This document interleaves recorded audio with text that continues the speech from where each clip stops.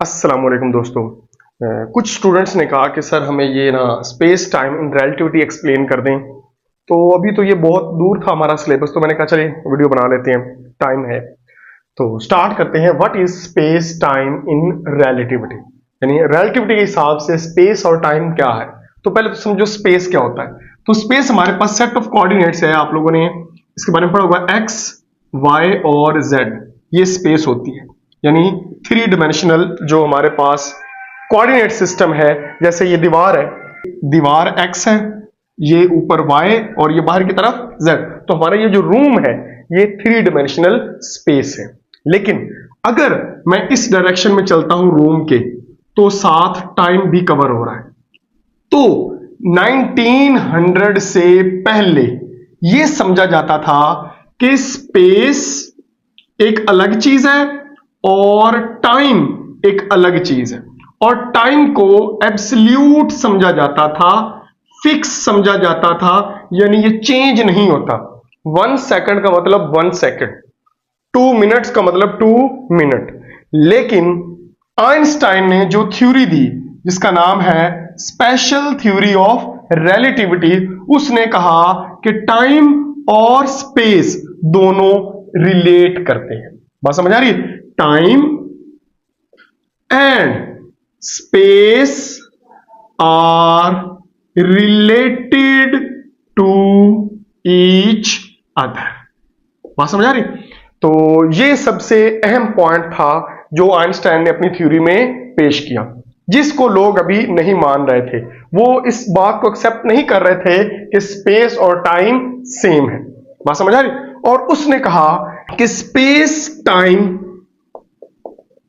Curve near the massive object, ये line भी किसी को हजम नहीं हो रही थी। क्यों? क्योंकि इससे पहले एक बहुत बड़े साइंटिस्ट ने इसके ऊपर काम किया था, ग्रेविटी के ऊपर, और उसका नाम था न्यूटन। उसका फार्मूला आप लोगों ने पढ़ा है, जो हमने ग्रेविटी के रिलेटेड उसने दिया था, F is equal to G m1 m2 over r square.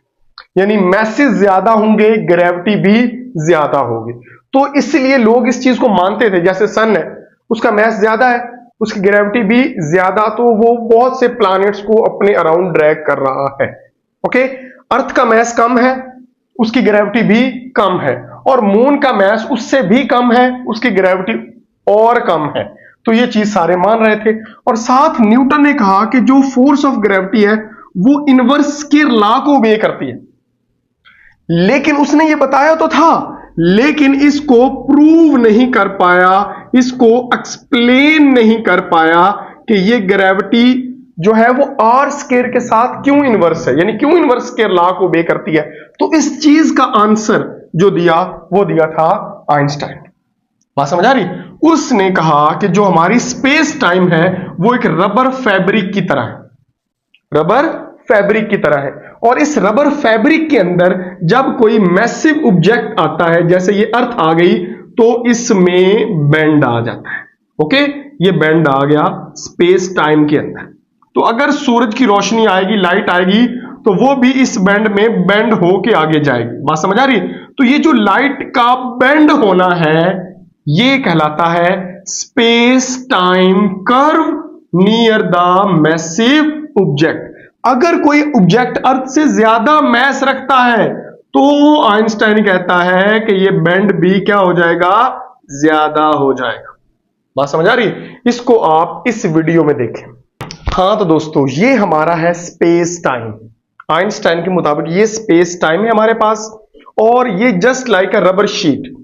और इसके अंदर जब कोई, जैसे ये अर्थ है, ये अर्थ जब इस स्पेस टाइम के अंदर आती है, तो इसमें बेंड आ जाता है, इसमें कर्व आ जाता है, और इसको आइंस्टाइन ने नाम दिया स्पेस टाइम कर्व का। और जब सन से लाइट आती है, तो इस बेंड की वजह से वो भी बेंड हो जाती है, और ग्रेविटी लाइट को भी बेंड कर देती। आप समझ आ रही? तो यही बात न्यूटन एक्सप्लेन नहीं कर रहा था। न्यूटन बता तो रहा था कि जो ग्रेविटी है वो इनवर्स स्क्वायर लॉ को ओबे करती है, लेकिन कैसे करती है इस चीज को न्यूटन एक्सप्लेन नहीं कर रहा था। तो इस चीज को एक्सप्लेन किया किसने? आइंस्टाइन ने। लेकिन ये जो लाइट बेंड हो रही है इसकी बात को कोई नहीं मान रहा था, थ्योरी थी। लेकिन 1919 में जब सोलर एक्लिप्स हुआ तो उसमें ये बात प्रूव हो गई और आइंस्टाइन की ये थ्योरी प्रूव हो गई कि जो ग्रेविटी है वो लाइट को बेंड कर देती है। हाँ तो बच्चों, आप लोगों ने वीडियो में देखा कि स्पेस टाइम कैसे बेंड होता है। बात समझ आ रही है? यानी स्पेस टाइम एक झिल्ली की तरह है, उसके अंदर कोई मैसिव ऑब्जेक्ट आता है तो उसमें क्या आ जाता है? बेंड आ जाता है। यही वो चीज थी जो एक्सप्लेन करती थी कि फोर्स कैसे इनवर्स स्केयर लॉ को ओबे करती है। बात समझ आ रही? कैसे डिस्टेंस कम होगा, ये देखो ये ऑब्जेक्ट है, ये डिस्टेंस कम होगा तो फोर्स क्या होगी? ज्यादा। डिस्टेंस ज्यादा हो जाएगा तो फोर्स क्या हो जाएगी? कम हो जाएगी।